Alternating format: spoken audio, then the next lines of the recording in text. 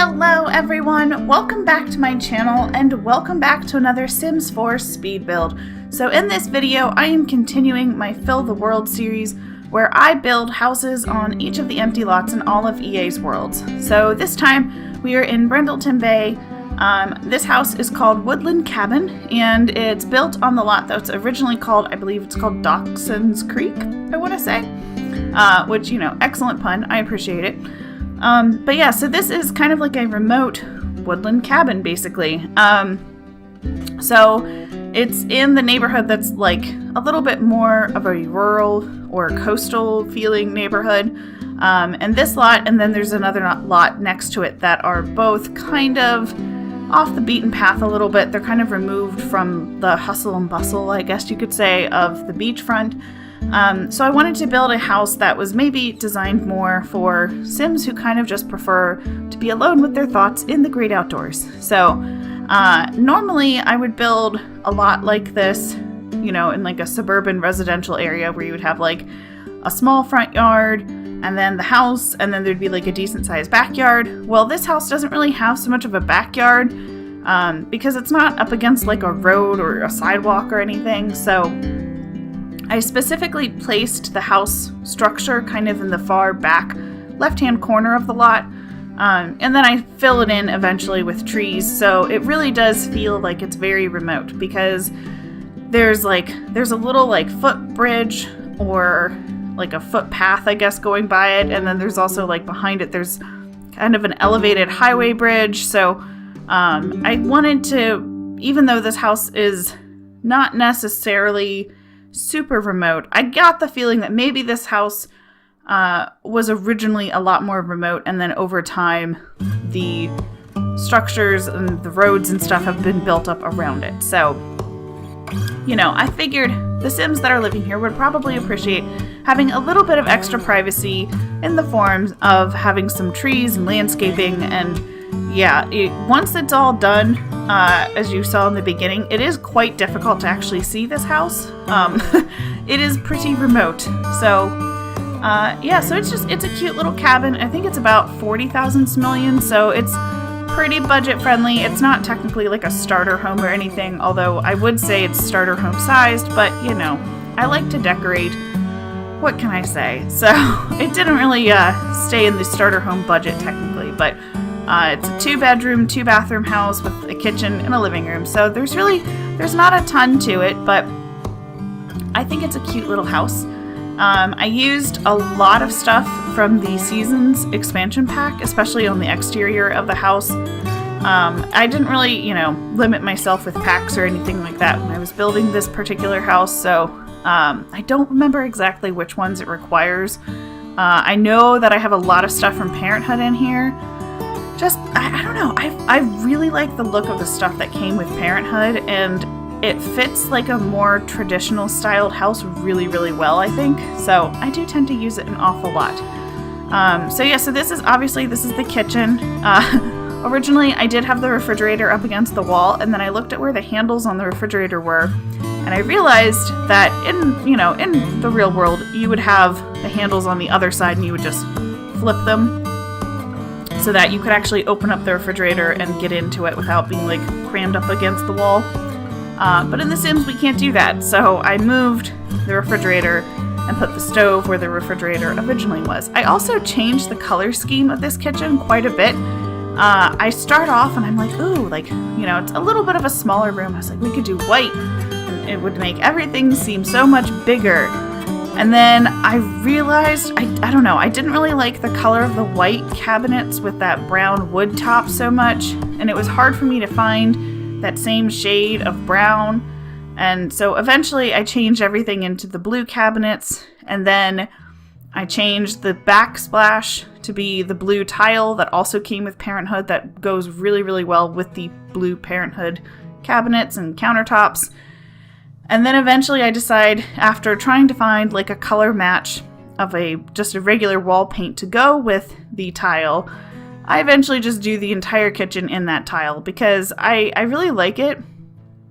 And I figured, you know, it's a kitchen. They could just have tile all over. It's fine. Because in all honesty, it's not a huge room. So, you know, But yeah, so it also has like a little eating area, and that I changed a couple times as well. I don't know, I spent a lot of time, like when it came to the bedrooms in this house, I was pretty well set with what I wanted to do in the first place, and that's basically how they turned out. But with the kitchen and the living room, I don't know, I was kind of all over the place trying to figure out exactly how I wanted things to look, and you'll see once I get to the living room, I have a general idea of like where I want things to go. It's just a matter of like what colors I wanted them to be in, and that's sort of what happened here in the kitchen as well. I am very pleased with how it turned out eventually, but yeah, it took me a while. Also, can I just say, I really wish we had more single tile curtains that don't go all the way down to the floor, or even all the way down to like the windowsill. Like, we have a few, but I don't know. I wish there's a base game blind that you pull down, and it's really nice looking. I really like it a lot, and there's only a 2-tile version of it for some reason. There's no 1-tile version of it. And the 2-tile version, it's not bad, but I tend to use 1-tile windows because then as I'm doing the floor plan, it's a lot easier to divide up a room that has more smaller windows as opposed to a room that has like 1 or 2 larger windows, because obviously you can't build a wall going through the middle of a window. So I don't know, I don't tend to use it that often.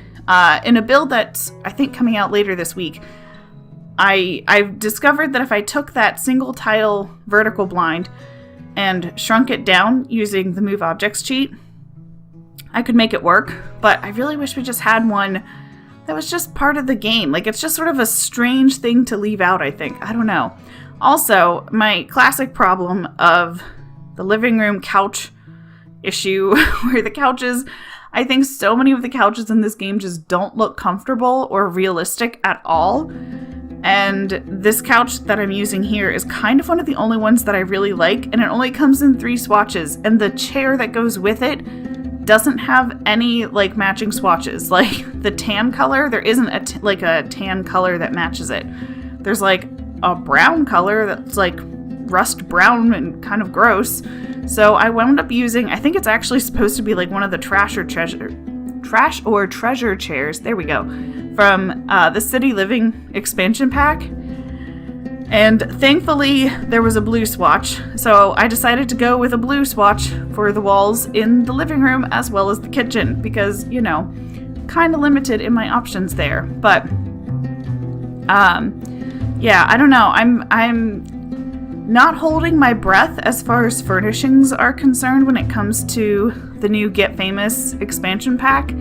Based upon what I've seen so far, which hasn't been much because all I've seen has been the trailer, or the blog post, I guess, there's some furniture that is like meant to be like very expensive looking, and I sort of think it looks kind of tacky. Like, it's like this weird like gold plated couch and stuff, and it's like something that I would see like, I don't know, in like a Vegas hotel room or something. Like, I don't know, I wish we had more like homey furniture choices that were still stylish but also comfortable looking. Like, I don't know, maybe it's just where I'm from, but we don't tend to have furniture that's uncomfortable to sit on around here.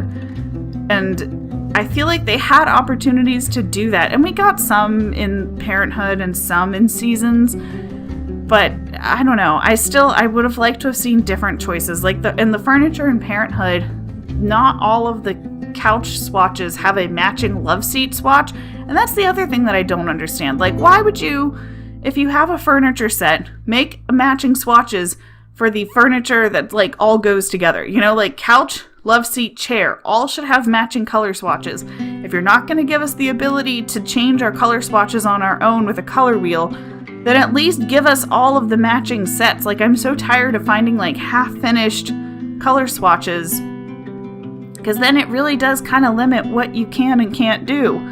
I don't know. It's a little frustrating, but yeah, so anyways, so I talked all the way through the master bedroom, but you know, Master bedroom, pretty straightforward. They're not huge bedrooms in this house, but I sort of figured, you know, you probably wouldn't be spending a ton of time in those rooms, you know, maybe just for sleeping or playing with your toys if you're the kid that's living in this house.